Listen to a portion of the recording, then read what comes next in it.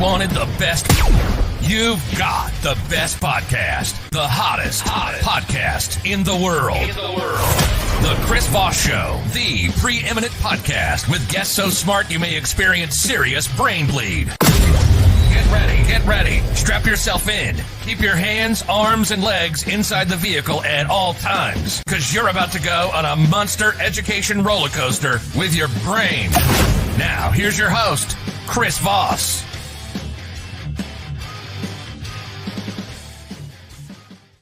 I'm here for the serious brain bleed. Hi, guys. Chris Voss here from the chrisvossshow.com.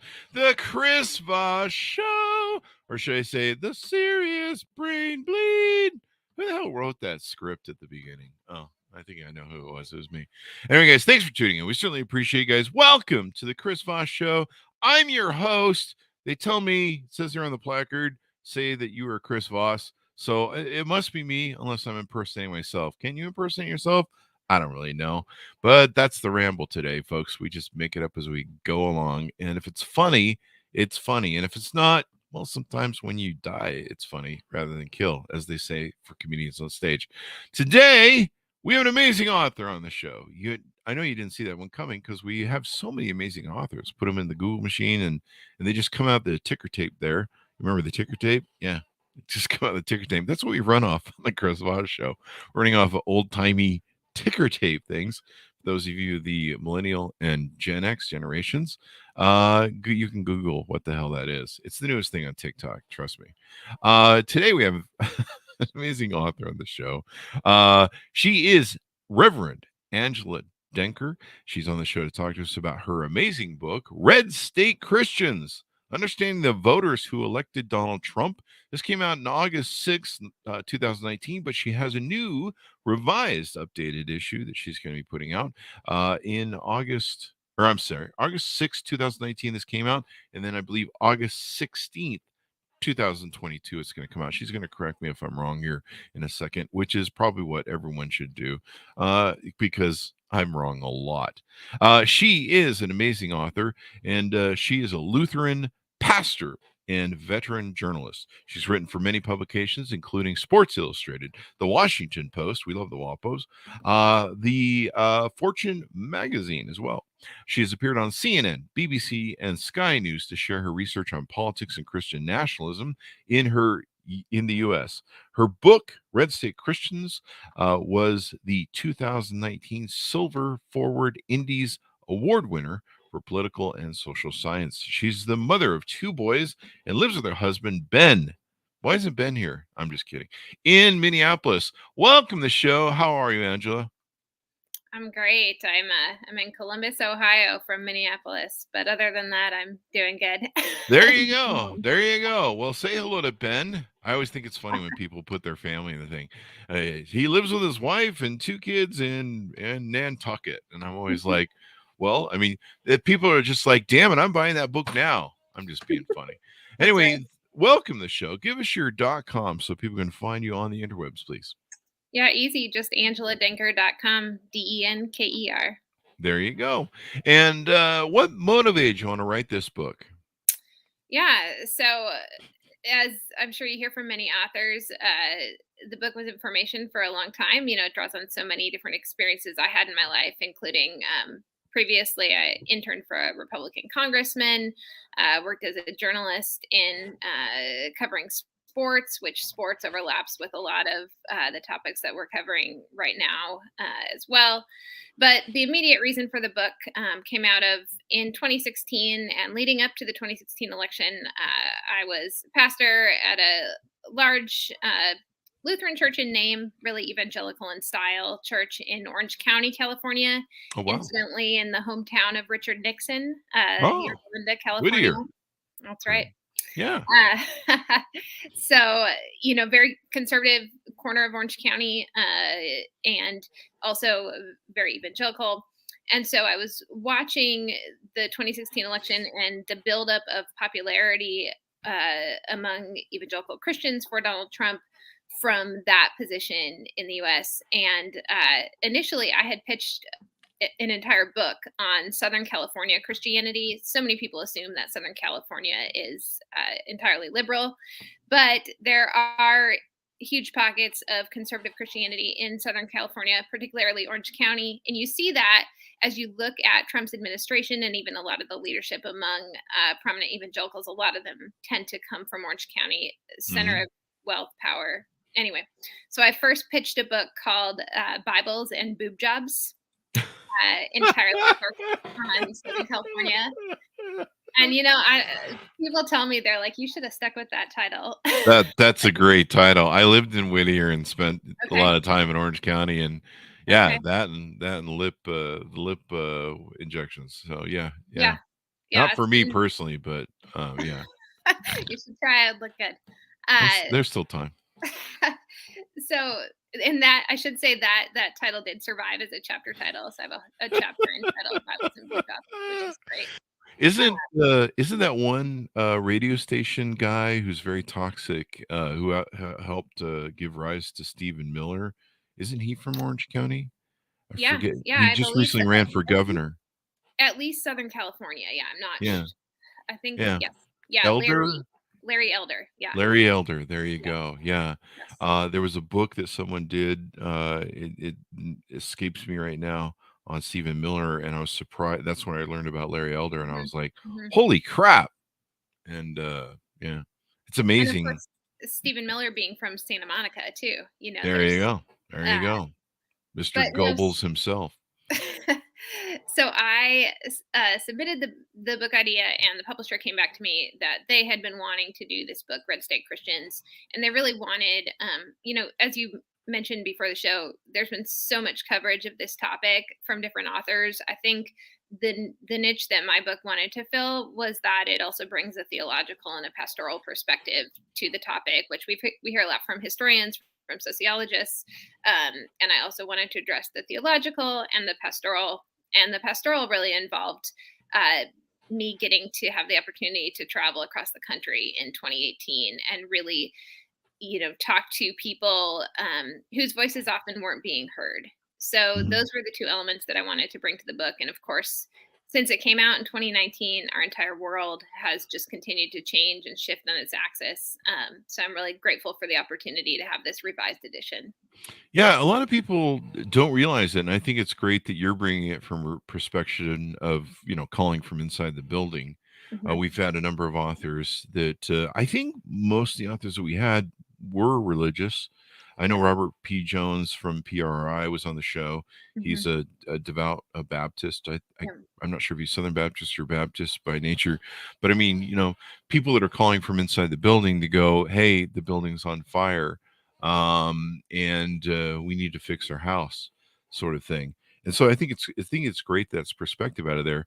We recently saw your book's really topical again too, because we recently saw kind of this Christian nationalism thing pop up. And it was kind of interesting to me. I can't remember who made the meme, but a meme circulated recently, and it was that one toxic gal. What's her name? Marjorie Taylor Greene. Yeah, Marjorie Taylor Greene. I guess I've tried to block her name out of my mind, and a couple other, but announcing, we are Christian nationals. And somebody put out a meme recently where they interwove the David Duke's stuff that David Duke said. Yeah. I remember from being younger, interwove that with some of the stuff that Republicans are saying. And I'm like, holy crap, I mean, these are people that are hardcore KKK, and now it's just mainstream. And you see the doubling down of that. I remember the day after Trump was elected, I sat down and I was like, I need to figure out what the hell is going on. And I started reading, like white nationalism came up, and I was like, what's a white nationalist? And I started, seeing all the stuff that was there. And I've just been amazed at how much undercurrent there was that led to this. So let's talk about the book and some of the stuff that you have in it and your perspective. Yeah, so Christian nationalism is how the book begins. The first chapter takes place in Plano, Texas, at Prestonwood Baptist Church on 4th of July weekend. And I went there. It was actually not on my initial list of places I was going to go, that particular church. But when I had gone to the March for Life in Washington, D.C. in January of 2018, I met with the Ethics and Religious Liberty Commission of the Southern Baptist Convention, headed up by Russell Moore. And I was told by several members of that commission, they said, if you want to understand Christian nationalism, which they were calling it, even at that time, this is 4 years ago, they were calling it a gospel distortion, meaning that the power of Christian nationalism for them within the Southern Baptist Convention, for me as a pastor who's not Southern Baptist, this goes beyond the SBC to, every corner of American Christianity, even those that consider themselves liberal. We've so bought into Christian nationalism, this idea of America being the promised land, this idea of Jesus being an American savior, Jesus sort of as an element of the American military. It's become so powerful that it's distorted the gospel and it's changed the gospel. So for me as a person of faith, that's the biggest worry beyond, what it's doing in our country, beyond what it's doing to democracy. It's distorting the gospel. It's distorting the mission of Jesus. So I went there, I reported on what was happening there. And really what's significant for me is that the idea of Christian nationalism has its roots in theology. And it lifts up something that's much older than America. It lifts up this idea of a theology of glory that first began to creep into Christianity in AD 300, back when Roman Emperor Constantine, on his deathbed, converted to Christianity. And suddenly the most powerful empire in the world became Christian. And so Christianity went from being this persecuted religion to being aligned with empire. And so you can see the way that manifests itself in Christian nationalism in the U.S. is, and I think what Trump did that was so powerful and had not been done before, is he sort of unified these two distinct wings of American Christianity, probably the two largest wings outside Catholicism, and it's both are within Catholicism as well. He unified this wing that was very sort of God and country, patriotic, the military, sort of this sense again of military sacrifice being akin to Jesus' sacrifice. He unified that wing with more of a global prosperity gospel, which suggests that if you follow Jesus, if you are a Christian, you are entitled to money and power and wealth. And what we've done in America, and this is, where the book has kind of gone in this new revised edition, is that both of those two things are inextricably connected to whiteness and to white nationalism and to white Christian nationalism. And for me, being in Minneapolis, just 6 miles from where George Floyd was killed, that's really been a journey that I've gone through over the last 3 years to connect those two pieces more powerfully. Wow. So how much went into, we saw what he was kind of doing in the, the lead up to the election, and seeing him portray himself as almost a Jesus figure, and people buying into it. And then of course you had who was he was embraced by, I think it was Franklin Graham. Yeah, Franklin Graham and a bunch of these cronyisms, and I think Obama had seen some of the issues that were coming up with I've seen it since, where I've watched where I've seen people preaching from the pulpit, and they're not preaching religion, they're preaching politics. And you're just like, wait, I don't see any Jesus stuff going on here. This is just, you're just doing politics and you're getting a tax write-off for it.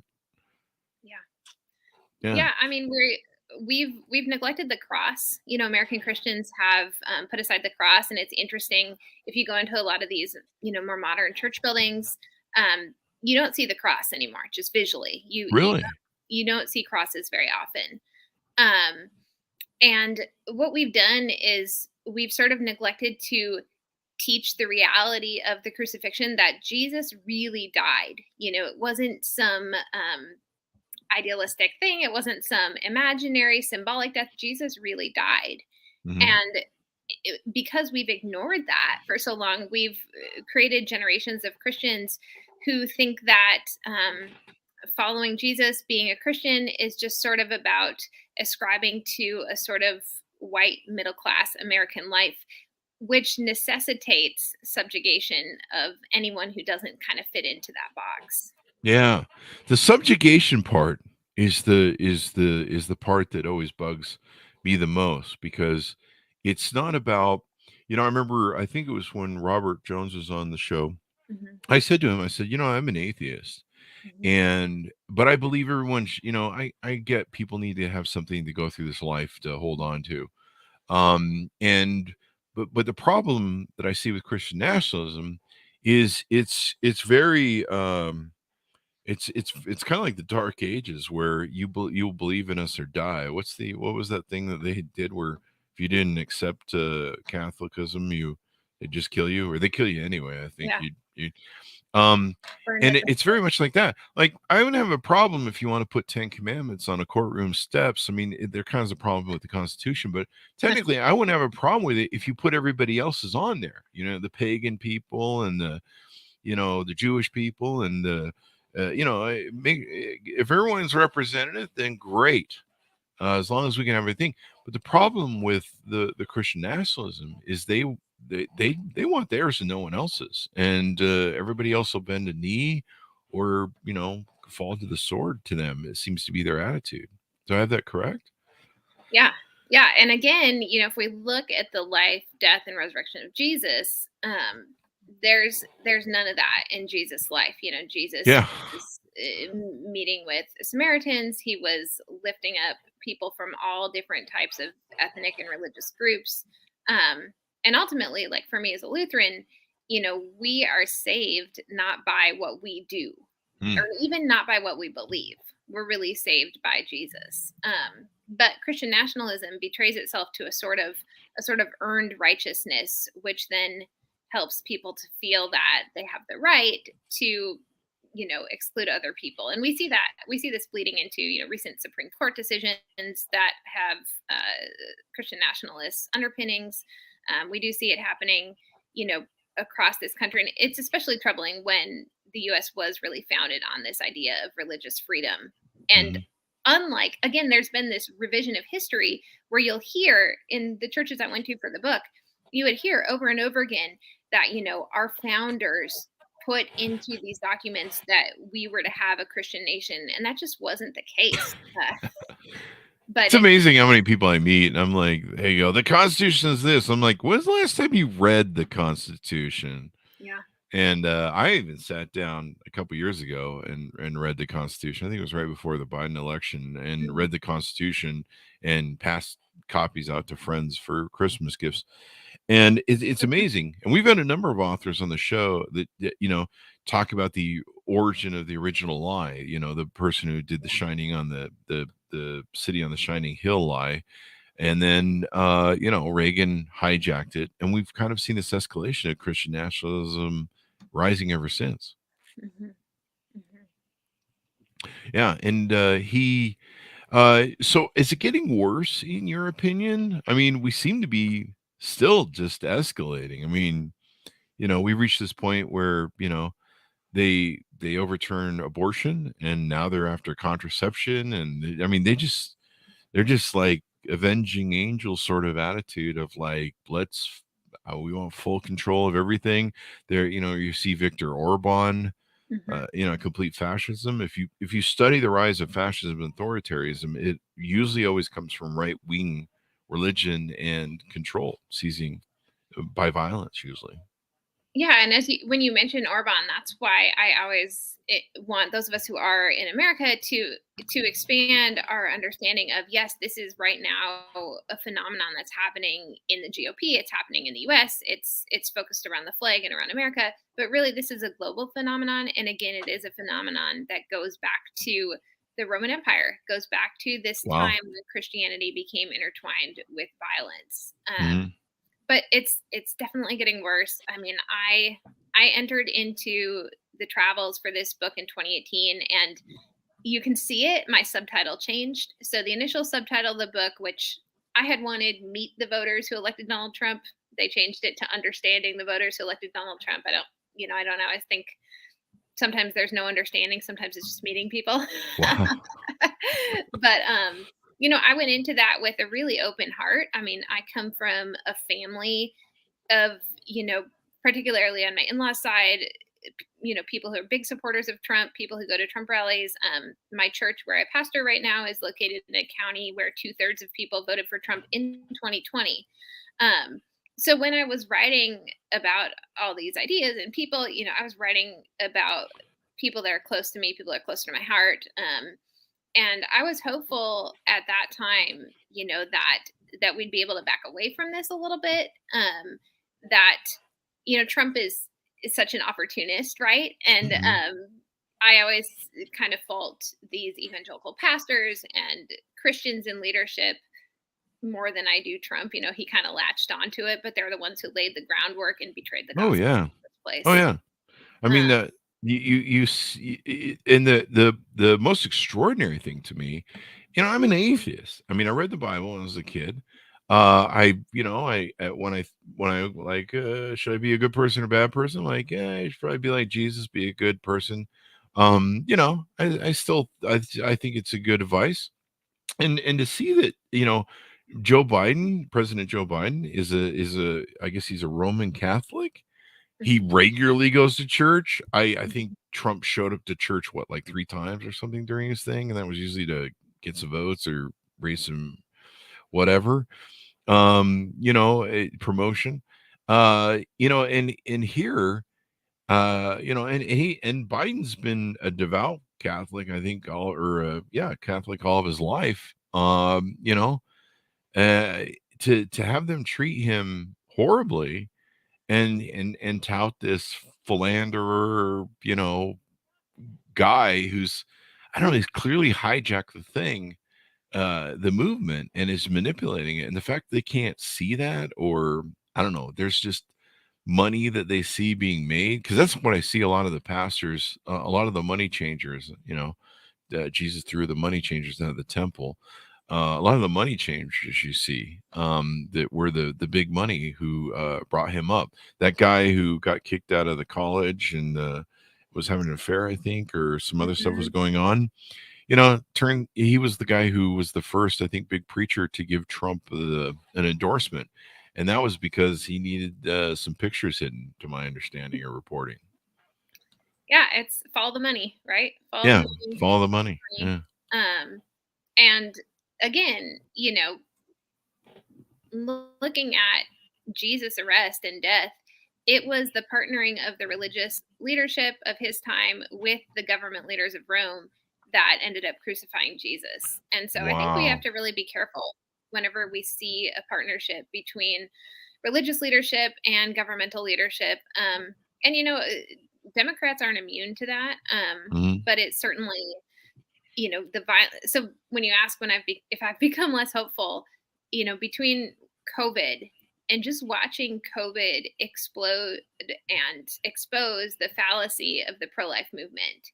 I lost a brother-in-law at age 43 to I'm COVID. sorry.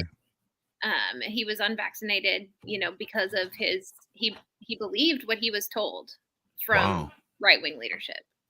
Wow. And so for those same people to turn around and claim, we really care about life, when they called for the death of hundreds of thousands of Americans in order to lift up the economy, that just shot a arrow through my hopefulness. Because I'm ultimately a hopeful person. You kind of have to be a pastor and to be a mom, to be a wife. But that, and then to feel some hopefulness around some of the racial reckoning after George Floyd, but then to see how quickly that turned into a backlash, how quickly this exposing of justice for Black people in this country was turned upside down, of people claiming, there's riots, and there was no acknowledgement of the reason why these protests were happening. And then finally the insurrection, and to see, months later, just the steadfastness of the hold that this movement has on people, and has on good people. It's rough. Yeah, and it's it's amazing how deep they go. Do you get into any of the craziness of it? You know, I've seen so many interviews at Trump rallies, and between QAnon and just crazy stuff that they'll believe. It's like it seems like there's no end or no bottom to how far they'll go. You know, I've heard some people saying John F. Kennedy and his son are running the government. Just Yeah. like, what the hell? I mean, everyone knows it's really Nixon that's running the government. We all know that, right? That's a joke, people. Don't take that seriously and start a cult. Thank you. Somebody will. Watch out. Was there in delving in meeting all these people, was there any sort of psyche, or is it what's the core? What gets you off the rails to buying this? Are people just used to trusting a pastor and so they run with it? You know, one of my favorite things to do for a while there was watching of course, the Southern Poverty Law Center and the growing hate thing, the monitor they had, but also right wing watch. That normally you'd see the videos on Facebook, and they would post, these clips of pastors, saying all this stuff and running politics from the thing, and of course, anti-COVID stuff, et cetera, et cetera. Is there a psychological makeup, or is there a reason these people are turned? What is there? Is there some sort of consistent core? I mean, I think that, the psychology is probably above my pay grade. But what I would say is that I see for so many, there's a deep insecurity. There's a deep way in which the American economy has failed so many Americans, particularly American families, a lot of rural Americans. And this has left people with a lot of insecurity, particularly white people, right? And so the answer to this insecurity, it's very hard for people who are insecure to admit where they've been wrong, because it feels like if I let go of this little piece, then I'm going to lose everything. And everything's going to be gone. And what I remember when I was beginning to do this reporting on Christian nationalism and speaking with folks from the Ethics and Religious Liberty Commission of the SBC, what they were telling me is that when people let go of Christian nationalism, when they attempt to sort of separate out and say, you know what, this idea that the 4th of July is our high holy day, that's actually not it. We're going to go back to Easter. We're going to go back to Christmas. What they said happens is people lose their faith. They drop their faith.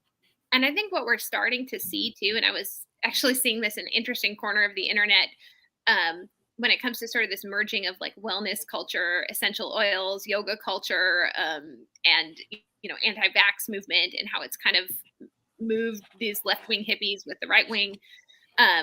What you're starting to see is people are dropping the religious aspects of it, and they're just holding on to these cultural moments,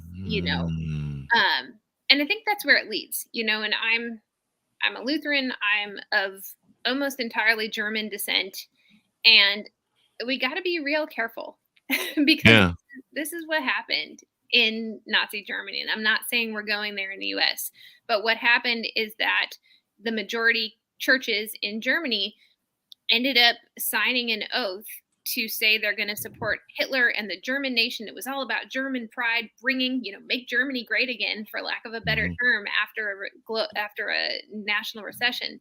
And they had so obliterated the teaching of Jesus that it was real easy to just kind of sub in Germany for God.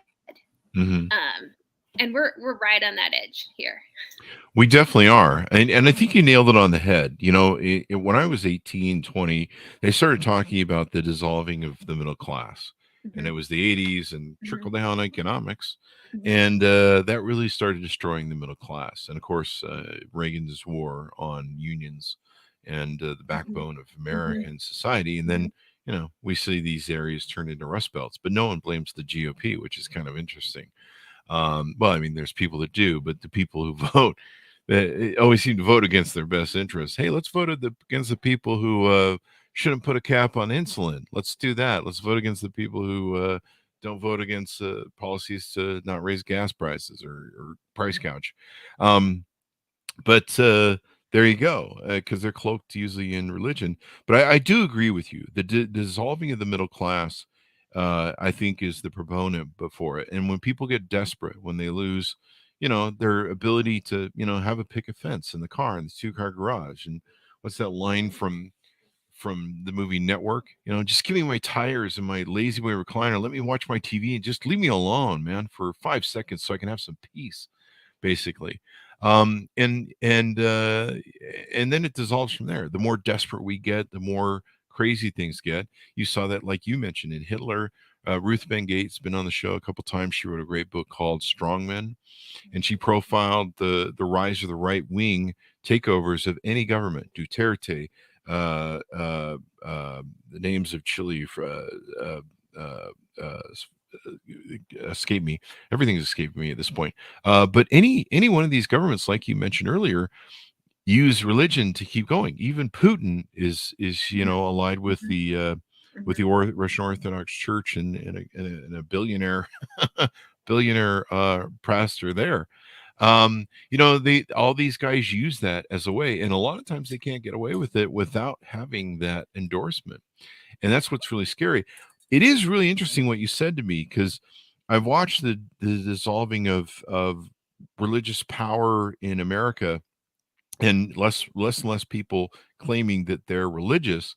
But then you mentioned the giving rise to the other mysticism stuff, like essential oils and all sorts of other sort of fantastical things. I'm sorry if you fantastical or essential oils are great, but once you start going mysticism, and I see more people with rocks and crystals and everything else. I worship coffee, so that's probably demented.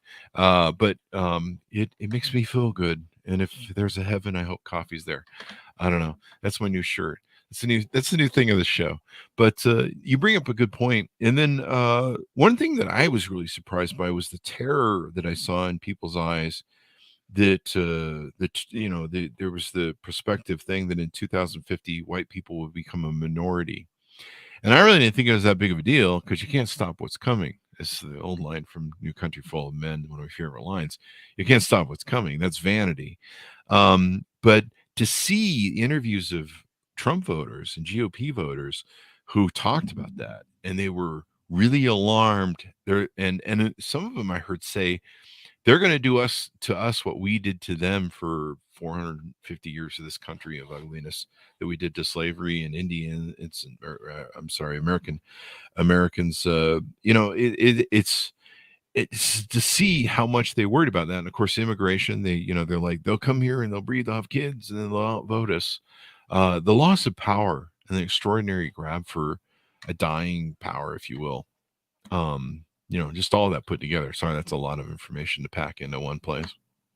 Yeah, I mean, it's and it's, again, race is the elephant in the room, right? Because when we talk about economic anxiety for white Americans, we ignore the fact that most Black Americans, many Americans of color, have never had the same opportunities to be a part of the middle class as white Americans have. And again, it's like, I will say, when I was growing up, I probably subscribed to some of these things that sound real, like they sound real innocuous on the outset. When people wouldn't get into a college, it's affirmative action. Well, no, it's not. And Yeah. again, this is an economic critique as well, and it's sort of been the people in this country that hold the power and the wealth, which has become increasingly concentrated in the hands of very few people. It's like, oh, look over here. Look at this American Indian student who's getting a scholarship. Don't look over here to the 80% of legacy students whose parents went here, who's donated money to the campus, who are going there for that reason. So I think it's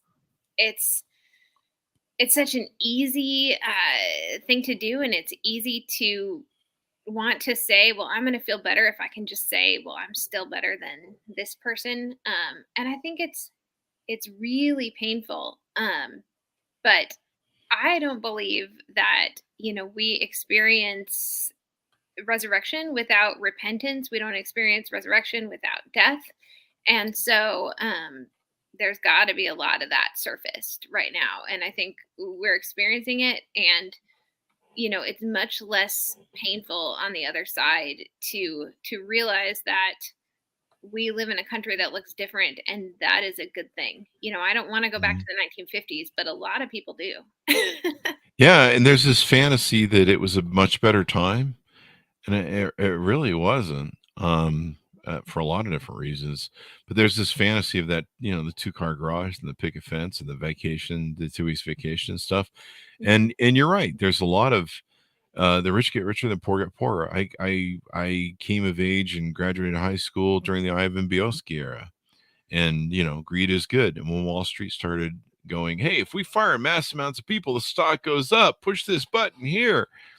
And the robber barons, basically, the Michael Milkins, and it was really interesting.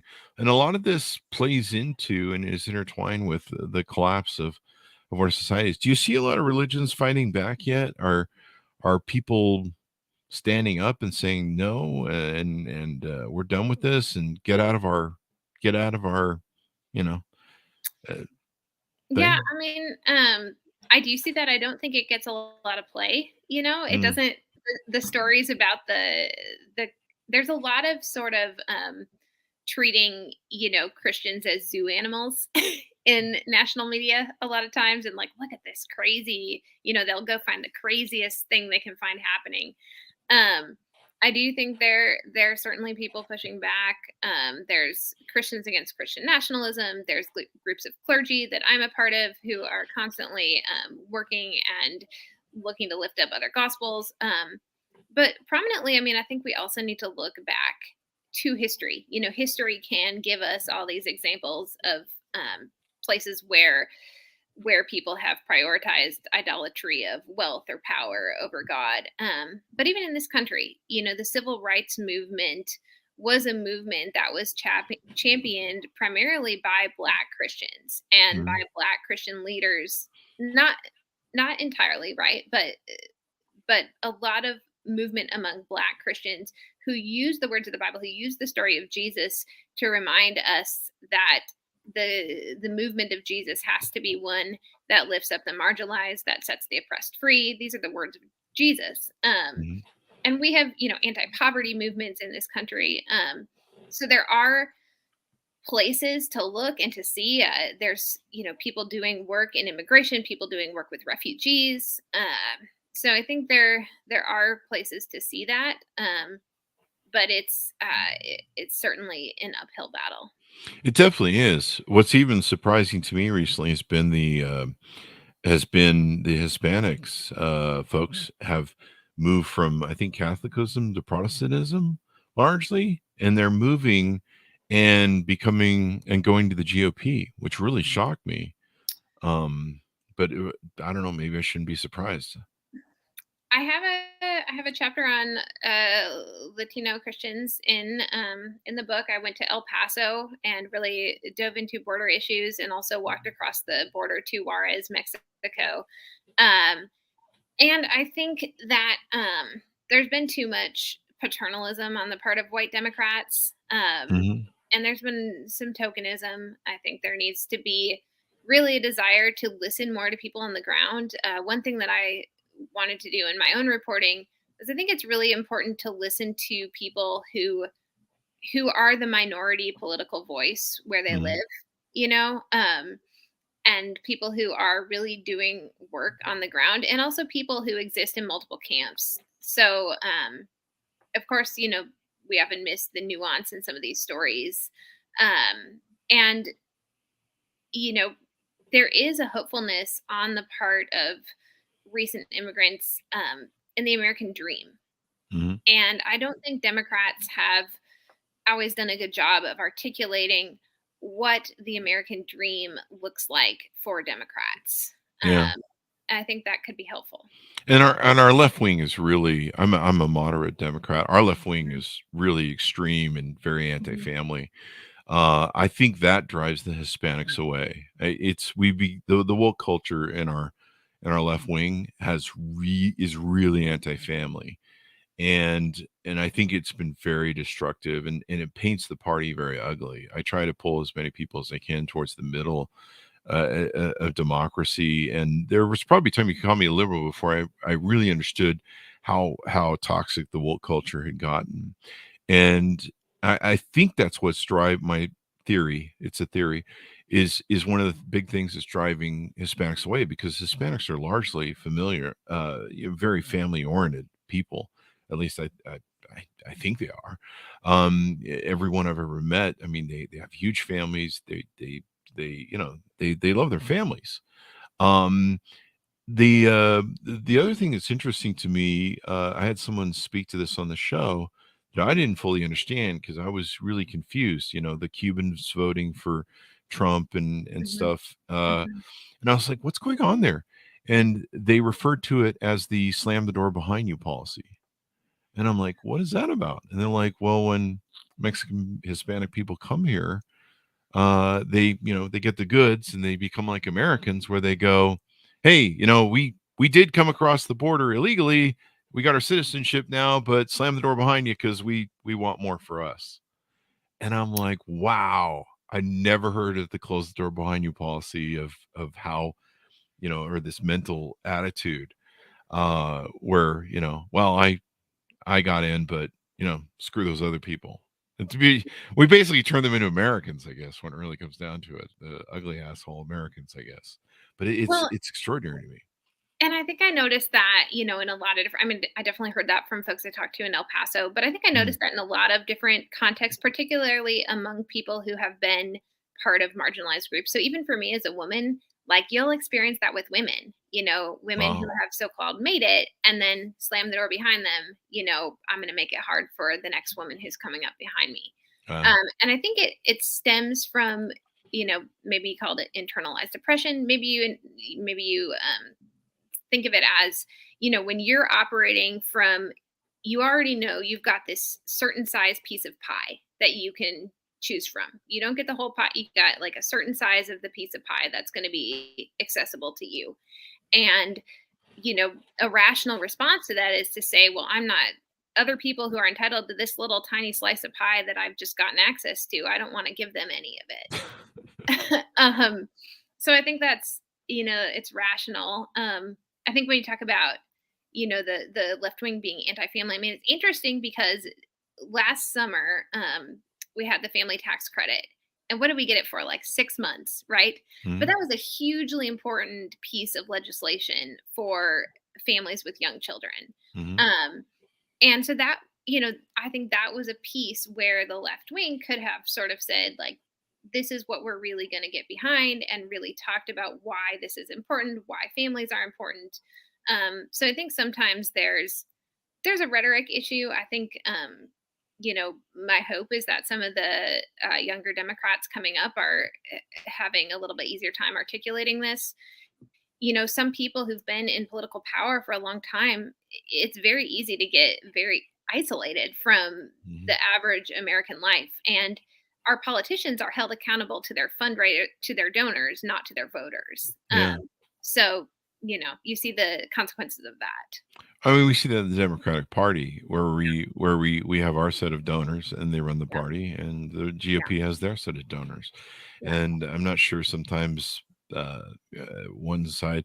I mean, let's put it this way. I mean, I'm a constitutionalist. I Mhm. want my democracy. I Mhm. if Trump had been a Democrat, and spouted all the ugly hate he had done, I would have voted for someone in the GOP, even though I'm a Democrat, Mhm. because number one, I want to keep my constitution, I want to keep my democracy, and I'll vote for what's best for this country, in that sense of freedom. And I don't know who it was, maybe it was Obama, but someone said, every 4 years we elect somebody who's it's this is a baton race of a young democracy, where this person may not be the best for this country, and you hear a lot of millennials and Gen X whining about that crap. Oh, I don't like this person perfectly. Even in the Democratic Party, people are like, I'm not voting for Hillary because it's not Bernie.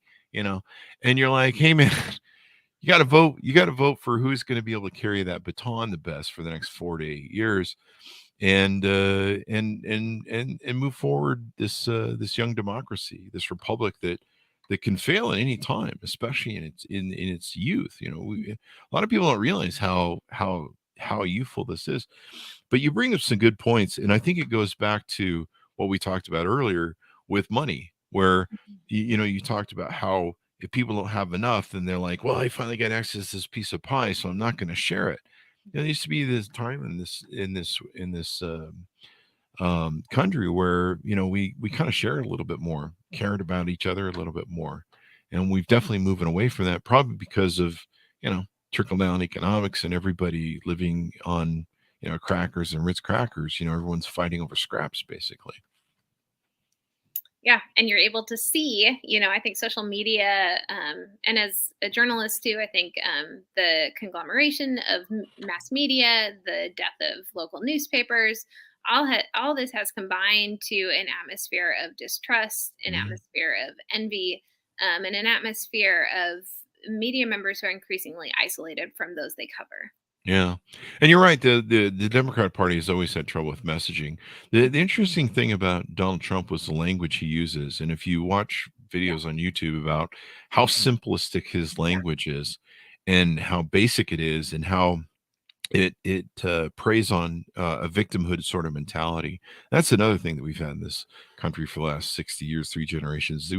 This whole victimhood emotionalism has kind of infected the country, and more. You saw it with the participation trophy kids. The victimhood has kind of risen, and probably out of that financial sort of strife. So this has been a really interesting discussion. Anything more we want to touch out or tease out on the update for your book and what's coming out? Yeah, like I said, it's the 3 things since 2019 that I think have dramatically shifted the conversation around Christian nationalism in this country and political extremism, which is COVID, the murder of George Floyd, and the January 6th insurrection. And you cannot understand these movements without understanding this theological idolatry of many people who call themselves Christians in this country to wealth and power. And so I'm examining that, and I'm, living it as a parish pastor in rural America while I live in the city of Minneapolis. So I have an interesting perch from which to experience all of this, and I'm grateful for it. And also, it's a challenge. Definitely. Most definitely. Well, I encourage people to read the book. Check it out. The one thing man can learn from his history is that man never learns from his history, and thereby we go round and round. So let's stop doing that and learn from history, because like you mentioned earlier, the same dark path that previous things were on, Mussolini, Hitler, Duterte, I'm trying to think of the Chilean president for so long that disappeared so many.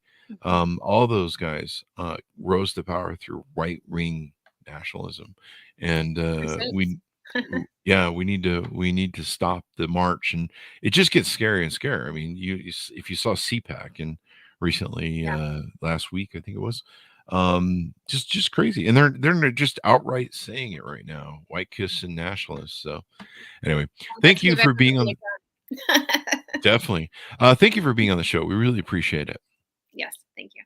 And give us your .com so people can find you on the interwebs, please. Yeah, Angela Denker, DENKER.com, and Red State Christians, available anywhere books are sold. There you go. There you go. Order it up, folks, wherever fine books are sold. Stay on those alleyway bookstores as well. Red State Christians, understand the voters who elected Donald Trump. And be sure to go to all our places on the interwebs, youtube.com/Chris Voss, goodreads.com/Chris Voss, other groups on Facebook, LinkedIn, Twitter, Instagram, anywhere those crazy kids are playing, except for Snapchat for the most obvious reasons. We're not sending you pictures of the Chris Voss Show.